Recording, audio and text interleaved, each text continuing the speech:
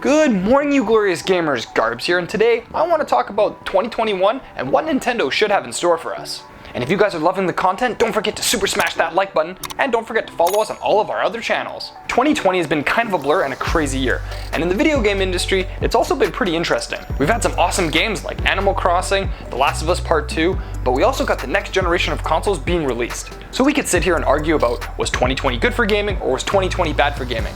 All I know is that in 2021, Nintendo's gonna bring their A game. So when it comes to first party titles on Nintendo, we know for sure that on February 12th, Super Mario 3D World is coming to Switch. So along with the Wii U port of the game, we're also getting Bowser's Fury, and we're kind of unsure what it is. Either there's more levels or a Bowser type mode. But regardless, it's definitely coming, and it's coming really soon. Now the other game that we know for sure is coming out in 2021 is Pokemon Snap.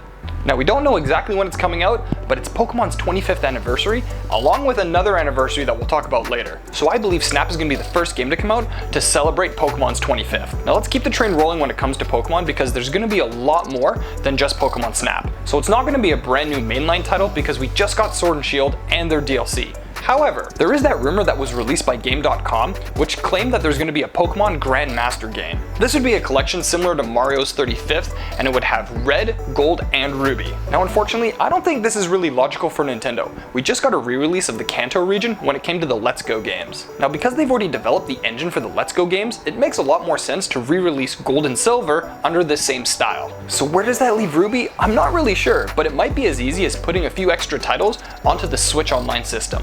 Now the final thing about the Pokemon 25th anniversary, besides a shitload of merchandise and a ton of collectibles, is all the smoke and all the talk about the Diamond and Pearl remakes. Now let's get real, if there's that much talk and that much discussion about these remakes, they must be in existence, and it makes a lot of sense to have them come out on Pokemon's 25th anniversary. So before we discuss what's going to happen for the other anniversary, which is going to be massive, let's get a few of the other titles out of the way. Starting with Bayonetta 3. I'm confident that this game is coming out next year, because they're going to need some titles to offset the surplus of Zelda and Pokemon titles. So we know this game has been in development for a while, considering that the second one came out in 2014. With really good sales numbers of Bayonetta 2 on the Switch, on top of the marketing push that Nintendo gave Bayonetta in Smash Ultimate, I think this game is coming out in the first half of next year. Now the next title might be small, but it's vital for Nintendo to do it right, and that's the brand new 2D Metroid game. Now the reason why this game is so vital is that this is the first breadcrumb on the marketing campaign to Metroid 4. Now we all know that Metroid 4 has been in development hell. However, I'm sure that it's coming out in late 2022 or early 2023.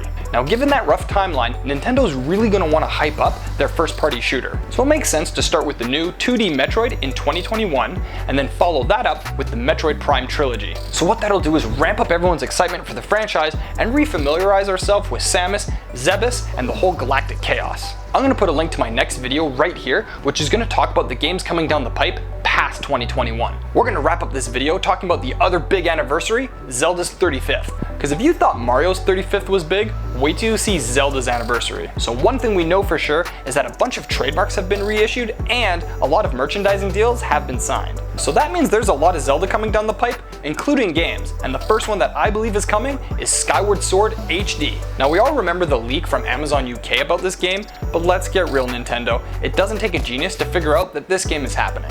Now it's the only 3D Zelda that hasn't been remade yet, on top of the fact that the Joy-Cons are twice as good as the Wii Motion Plus. Now don't forget, when Skyward Sword came out, Nintendo's big marketing push was that there was going to be one-to-one sword combat. So whether you like motion controls or not, I'm pretty sure that Skyward Sword is on its way. Now the other massive rumor is that we're going to get a Zelda 3D collection, similar to how we got Mario 3D All-Stars. Now I'm not convinced that they're going to put them all on one cartridge, however I am sure that Ocarina of Time, Majora, Wind Waker, and Twilight will be available for the system. Maybe some are on the eShop, perhaps some are on cartridges, but regardless, we're going to get these games and we're all going to want to buy them. And finally, the biggest drop of the year is going to be Breath of the Wild 2, along with the Switch Pro. If we put the pandemic aside for a second, we all know that Nintendo would never launch to compete against the PS5 and Xbox Series X. So strategically, it makes a ton of sense for Nintendo to hold back their new console in 2020 and then launch it in 2021. Now, if you bundle the new Switch with one of the most anticipated games in a long time,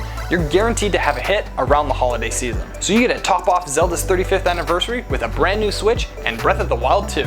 So those are all my first party predictions when it comes to 2021 and Nintendo. Now I pray that most of these come true, but one thing I guarantee you is that 2021 is going to be a massive year for Nintendo and the Nintendo Switch. So thanks for watching, everyone. Don't forget to come back to the channel tomorrow where I'm going to post about games coming down the pipe past 2021. I've been Garbs, and as always, stay happy, stay healthy, and I'll see you online.